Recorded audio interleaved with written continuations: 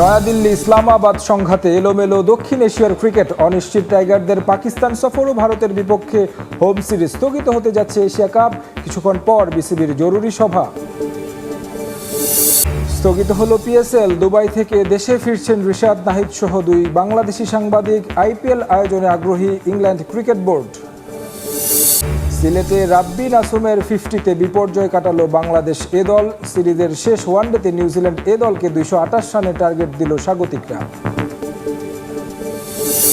এবং সিঙ্গাপুর ম্যাচের 7 দিন আগে বাংলাদেশ দল ঘোষণা করবে বাফুফে। প্রস্তুতি ম্যাচে প্রতিপক্ষ হতে পারে ভুটান। এবার ইংল্যান্ড প্রবাসী কিউবা মিচেলকে পাওয়ার আশা। পাকিস্তান সুপার লিগের বাকি ম্যাচগুলো সংযুক্ত আরব আমিরাতে অনুষ্ঠিত না হওয়ায় দেশে ফিরছেন নাহিদ রানা, রিশাদ হোসেন সহ দুই বাংলাদেশি ক্রীড়া সাংবাদিক। দুবাই থেকে বাংলাদেশের উদ্দেশ্যে রওনা দিয়েছেন তারা। বাংলাদেশ সময় বিকেল 5টা 20 ঢাকায় পৌঁছানোর কথা তাদের।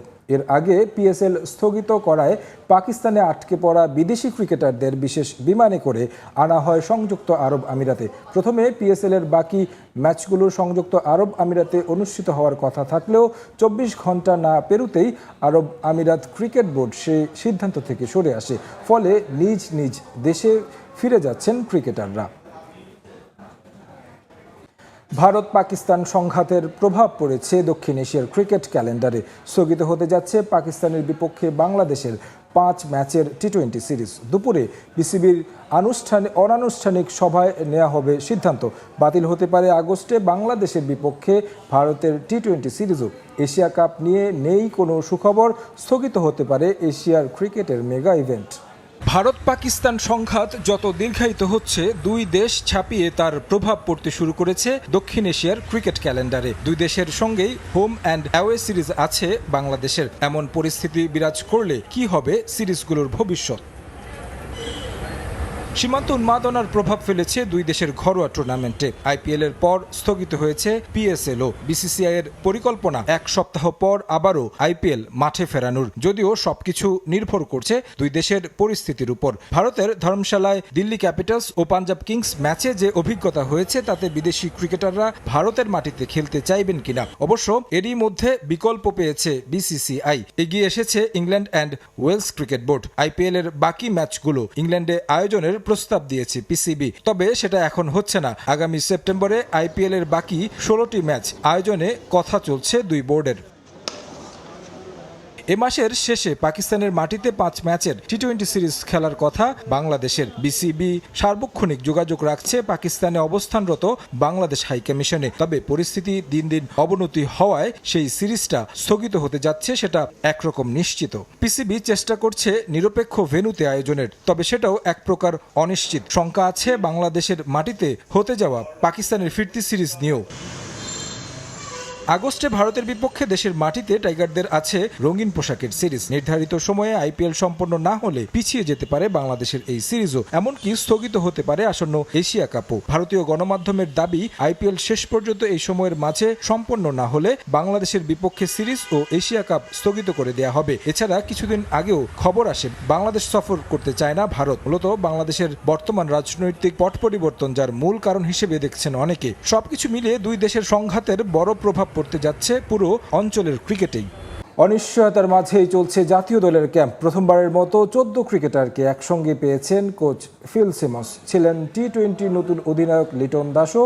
এ দল থেকে ন্যাশনাল টিমের ক্যাম্পে যোগ দিয়েছেন 4 ক্রিকেটার। পাকিস্তান সফর নিয়ে রয়েছে চরম অনিশ্চয়তা। তারপরও চলতি মাসের শেষ দিকে ওই সিরিজের দলে ডাক পাওয়া ক্রিকেটাররা চালিয়ে যাচ্ছেন অনুশীলন। রিশাদ হোসেন আর নাহিদ রানা নেই দেশে। এ দলের ম্যাচ খেলতে শামীম পাটোয়ারি, শরীফুল ইসলাম, পারভেজ ইমন আর তানভীর ইসলাম ছিলেন সিলেটে। আগের 3 দিন হাতে গোনা কয়েকজনই ঘাম ঝরিয়েছেন মিরপুর শেরেবাংলা জাতীয় স্টেডিয়ামে। এদিন প্রথমবারের মতো একসঙ্গে দেশে থাকা স্কোয়াডের 14 ক্রিকেটারকে পেলেন হেড কোচ ফিল সিমন্স।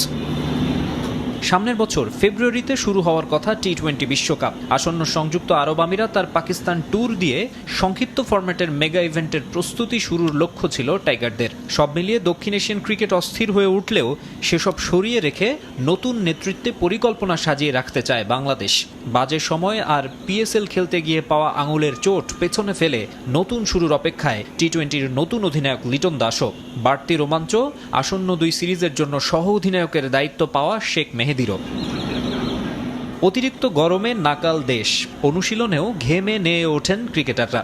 তাদের চাঙা রাখার চেষ্টায় কোচ সিমন্স, সঙ্গে সিনিয়র সহকারী কোচ মোহাম্মদ সালাউদ্দিনও। তবে আলাদাভাবে কথা বলেছেন অধিনায়ক লিটন দাসের সঙ্গে। কোচ ক্যাপ্টেনের প্রাথমিক আলাপ চলে বেশ কিছুক্ষণ। ক্লোজডোর অনুশীলনে গণমাধ্যম কর্মীদের অ্যাক্সেস মোটে 15 থেকে 20 মিনিট। ওইটুকু সময়ে এ চিত্রই ধরা পড়ে ক্যামেরার লেন্সে। হোম অফ ক্রিকেটে 5ম দিনের অনুশীলন হবে ফ্লাড লাইটে। বাংলাদেশ ও নিউজিল্যান্ড এ দলের সিরিজ প্রসঙ্গ। সিলেটে সিরিজের শেষ ওয়ানডে নিউজিল্যান্ড এ দলকে 228 রানের টার্গেট দিয়েছে বাংলাদেশ এ দল। প্রথমে ব্যাট করতে নেমে ইয়াসির আলী রাব্বি ও নাসুম আহমেদের 50-তে সংগ্রহ পায় নুরুল হাসান সোহানের দল। কিছুক্ষণ পর ব্যাটিংয়ে নামবে কিউই এ দল। আউটার স্টেডিয়ামে ব্যাট করতে নেমে ব্যাটিং বিপর্যয়ে পড়ে বাংলাদেশ এ দল। নাইম শেখ ও এনামুল বিজয়রা ব্যাট হাতে ব্যর্থ। সাইফ হাসান কিছুটা লড়াই করেন, তার উইলো থেকে আসে 31 রান। এরপর আফিফ, অধিনায়ক সোহান, মোসাদ্দেক সৈকত আস্থার প্রতিদান দিতে পারেন। 104 রানে 6 উইকেট হারায় স্বাগতিকরা। এরপর ইয়াসির রাব্বি ও নাসুম আহমেদ হাল ধরেন। 63 রানের ইনিংস খেলেন রাব্বি। শেষ দিকে নাসুমের 50-তে 200 পার করে বাংলাদেশ এ দল। শেষ উইকেট জুটিতে এবাদতকে সঙ্গে নিয়ে 47 রান যোগ করেন নাসুম। সফরকারীদের 228 রানের টার্গেট দেয় বাংলাদেশ এ দল। নাসুম আউট হন 67 রানে।